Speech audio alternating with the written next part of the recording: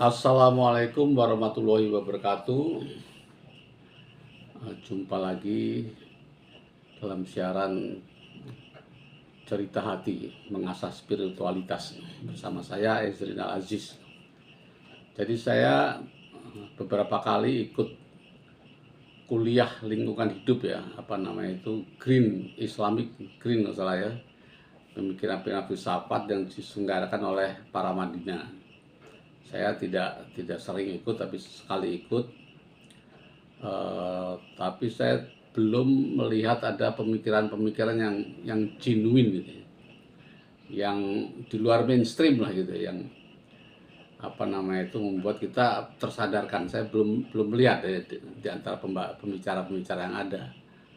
Oleh karena itu saya tergoda ya untuk nimbrung ya.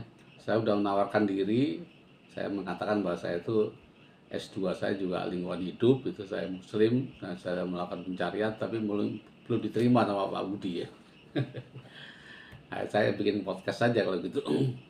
Jadi saya beri judul nih supaya agak menantang, tapi yang benar keyakinan saya ini. Judulnya adalah senjata nuklir yes, energi nuklir no. Nah ini di luar mainstream ini saya kira. Kemarin saya tanya seorang ahli gimana nuklir. Ya nuklir itu ya kalau untuk baik kan nggak apa-apa lah. Tapi kalau untuk perang ya nggak baik. Ya itu semua orang tahu ya. Nggak usah dikatakan seperti itu. Itu namanya mainstream. Itu namanya apa namanya itu normatif ya. Tapi saya ingin katakan sekarang energi nuklir no, senjata nuklir yes. Pertama kali kenapa saya mengatakan energi nuklir no, itu keyakinan saya sejak tahu soal nuklir ya, sejak saya kuliah di S2 dan sebagainya. Nuklir itu adalah haram menurut saya.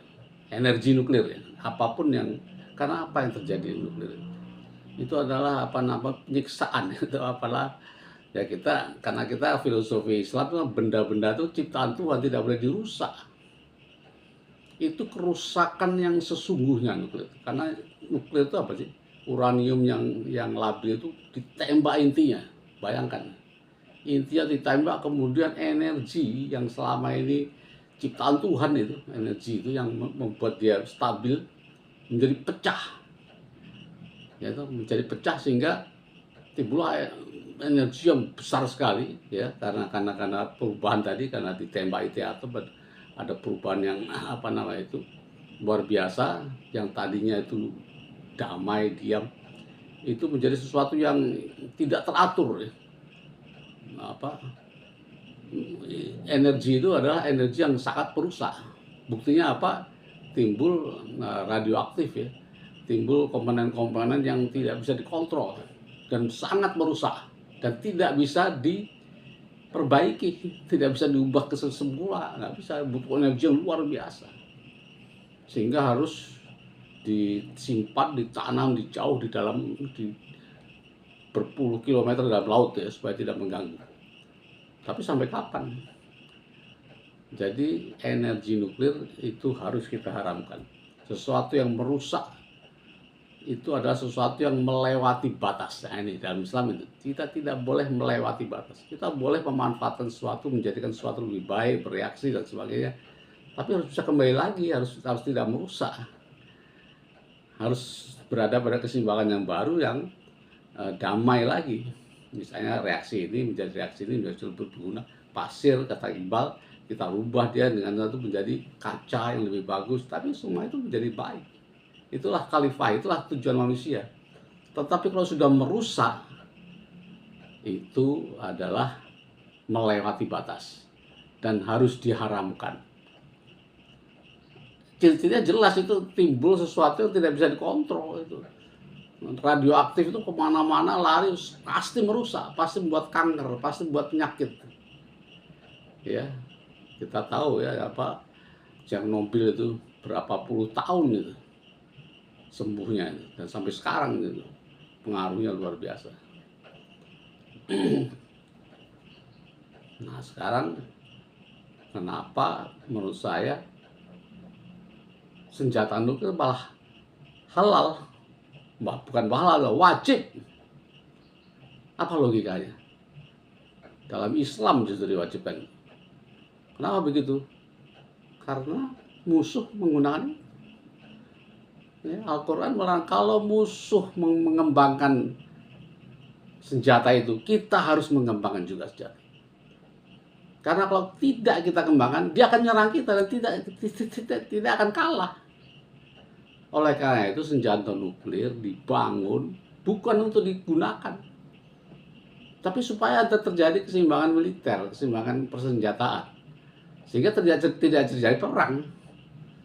Kalaupun terjadi kan emergensi, apa boleh buat. Tetapi selama ini kalau senjata nuklir itu dikembangkan kan tidak digunakan, kecuali kalau perang. Dia tidak merusak sama sekali. Tapi kalau energi nuklir itu merusak, karena setiap hari kita lakukan itu. Kita mengambil energi haram itu. Ya, energi haram, energi sesuatu yang melewati batas. Jadi mudah-mudahan Bapak Ibu teman-teman sekalian setuju dengan saya, ya. Energi nuklir haram, senjata nuklir wajib halal kita kembangkan untuk keseimbangan persenjataan, kemiliteran, untuk perdamaian. Kalau semua punya sesuatu yang ini kan nggak berani nyerang, akhirnya terjadi damai. Kenapa bisa kita damai? Karena kita kuat, karena dan kita tidak akan memulai perang. Islam melarang memulai perang. Tapi kalau orang memerangi, harus kita lawan. Tidak boleh tidak. Tapi kita tidak boleh memulai peperangan itu. Sehingga bangunlah kekuatan sekuat-kuatnya untuk perdamaian. Jadi senjata nuklir bukan untuk perang, tapi justru untuk perdamaian. Energi nuklir haram karena merusak dan melewati batas. Begitu pendapat saya. Terima kasih. Assalamualaikum warahmatullahi wabarakatuh.